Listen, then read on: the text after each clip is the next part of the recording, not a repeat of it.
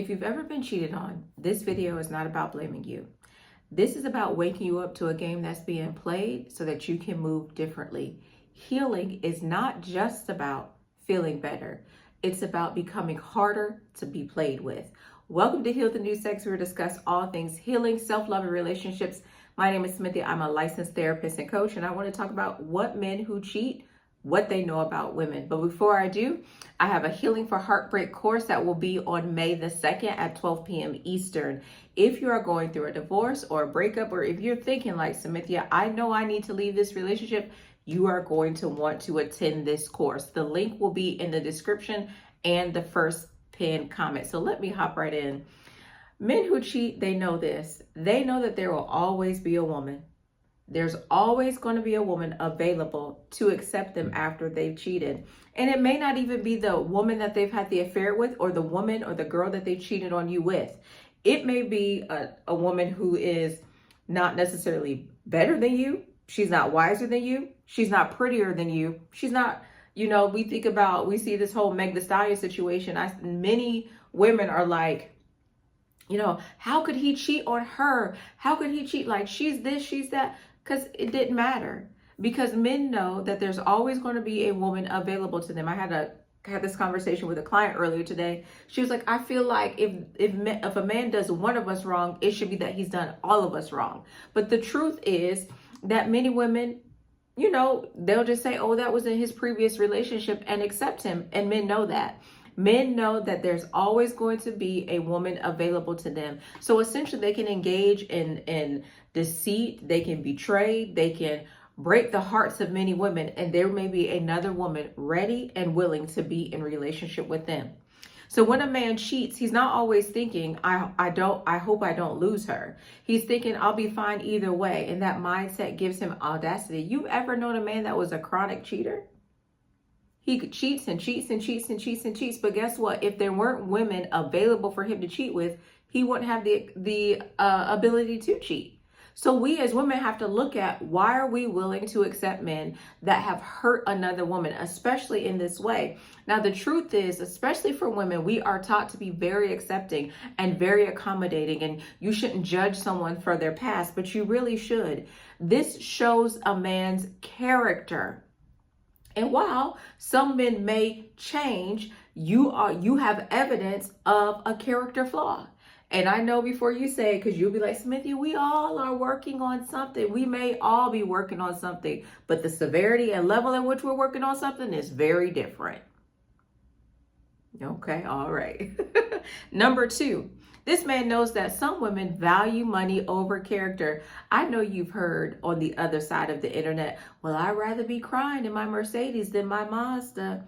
Listen, we have to get to the point that we don't want to cry at all. And a lot of this red pill, high value content focuses on men getting money so that they are able to be in control, and then they're able to do whatever they want to do to women in romantic relationships. That means he will marry you, have children with you. And when he decides that he wants to cheat, he can, because he's bought into the narrative that he is a high value man because of his income and not his character, his morality, or his integrity and values. He knows that for some women, as long as he can provide, spin, or impress, that his character becomes negotiable. And that's why I did a video saying, I think I said, decenter men from your money. I'll put it up here so that you can watch it. I really think it's important for women to accumulate their own wealth and be able to even if you are a stay-at-home mom and you want to be, have the soft life and be a wife and maybe not have children, you still should have a form of income. You should not get in any relationship or partnership where the other person has the ability to manipulate you and take advantage of you. However, right, a man shouldn't want to do that. He shouldn't want to manipulate you, take advantage of you, betray you. But we see this happening. And we see a lot of the rhetoric that's online about what a high value man is. Now, I personally don't believe that's a high value man. I think that's a coward. I think that's a man who's emotionally stunted. He has arrested development. That's a man who doesn't know the value of women. And that's a man who has decided that because he has a high level of income, that he can mistreat and mishandle another human being. And for that, he won't answer. Okay. So men, right, who especially have income, they don't feel the pressure to become a better man. He becomes a more strategic provider. So what he's doing, and we see this even if you look at Shannon Sharp and that situation where he had to pay I think it was $23 million.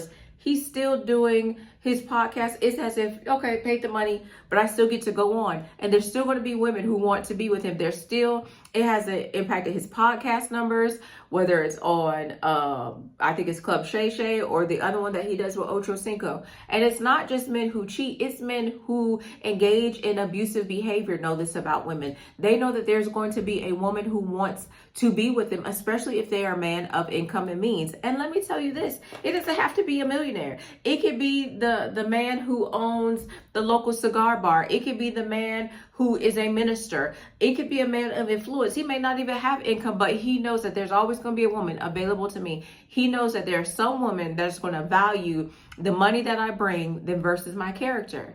And sometimes it could be a situation where, which leads me to my next point, right? He knows that some women will make concessions instead of exits. He's counting on your empathy. He's counting on your patience. He's counting on your ability to understand, but also he's paying attention that I have crossed a boundary here intentionally, because cheating is intentional, and she should have left, but she's not going to. There are some men who are very calculating as it relates to cheating. And guess what? Whether it ends in the relationship ending, the marriage ending, and their children being moved away, and they have to give half of their income, even though they complain about that online, they are willing to pay the cost. You have to know that there are some men that are willing to pay the cost as it relates to cheating. And the more a man watches you make concessions with your boundaries, your standards, your non-negotiables, he will take advantage of that.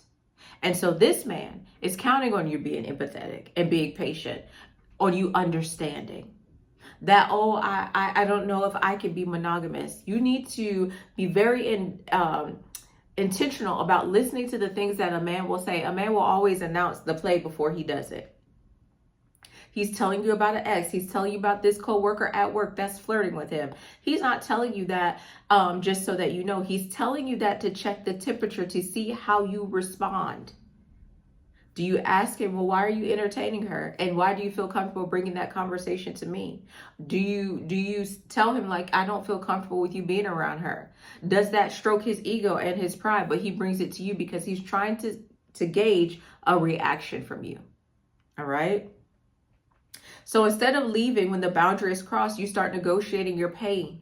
We don't negotiate care over here. You say things like, let's work through it. People make mistakes. This is the one that bothers me the most, because cheating is not a mistake. A mistake is, oh my gosh, I overslept. I forgot to put the alarm on and I overslept. That's a mistake. Cheating is intentional. Cheating has so many layers as it relates to the lies, the manipulation, the being intentional about meeting up with her or going on vacation with her, while you may be at home taking care of the children are sick, or you're working multiple jobs and he's supposed to be picking you up from your job, but he picked you up late because he's in your car taking another woman out. He takes finances and money from your home in order to treat another woman. He may even have given you a STD because he is out sleeping with somebody else unprotected. It's not a mistake. But if you make a concession instead of making an exit, you are essentially sometimes teaching him that he can continue to engage in this behavior. Are there some men that cheat and turn and never do it again because they understand the implications of the impact it has on their women and their children? Yes, there are. But there are other men who don't. And you have to really discern, is this a man who did this infraction this one time and he's not going to do it again? But I heard Tony Gaskin he said, if you find out the man cheated one time, he's probably cheated 10 times before. It's intentional. It's intentional. Okay?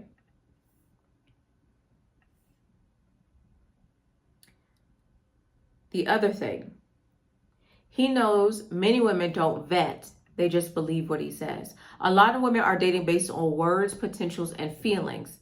So if a man says he's changed, or that happened when he was young and he was dumb and, he doesn't do that again, he learned his lesson, you really need to ask more questions, okay? You believe this man without requiring proof, without observing if he's consistent or not. And this may be a man who even pursued you, but then later on you're blindsided to find out he has been cheating on you or cheating with you on his. I remember I saw it recently on TikTok. A young lady was at Disney World and she was like, imagine a man can look at you like this while his wife is at home. She had no idea that man was married, and he's gazing into her eyes like she is the love of his life. There are some men that are deceitful. They've been deceitful for a long time. So even when you ask them about this, they're being deceitful. And it's not until they have cheated on you that you realize, like, man, he said that he was different. As women, we have to not just believe the words of a man, we have to believe the behavior of a man. And on top of that, you need to move slow so that you can observe his actions. You can see if he takes his cell phone and y'all on a date and he turns it down. You can see if there's certain conversations he will walk out of the room to have, oh no, baby, that was just business. At a certain point, if you're his woman, he should be able to talk about business in front of you, unless you're doing something illegal.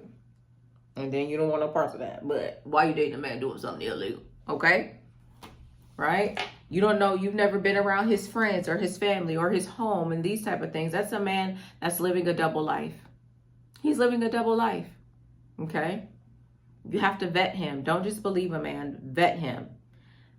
And my final one, right? He knows many women are more afraid to start over than stay disrespected. This one is not talked about enough.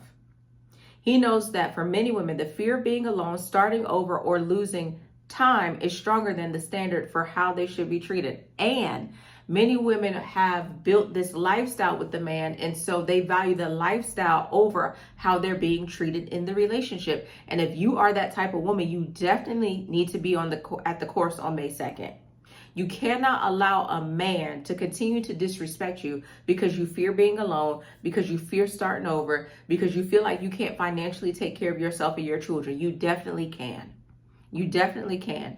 This right here, this level, this I feel like is a different level of disrespect, because it's not just cheating. He now has a mindset that you need me and you're not going to go anywhere. And so now he doesn't even have to hide it anymore, because he's like, you ain't going to go nowhere. And you're going to do what I want you to do, because now I control you, because I own you, because I know you fearful. Let's say you're in your 50s, you find out he's cheating. You're like, Cynthia, I don't want to get a divorce. I don't want to have a date again. We've been together for 20 and 30 years. I've invested so much.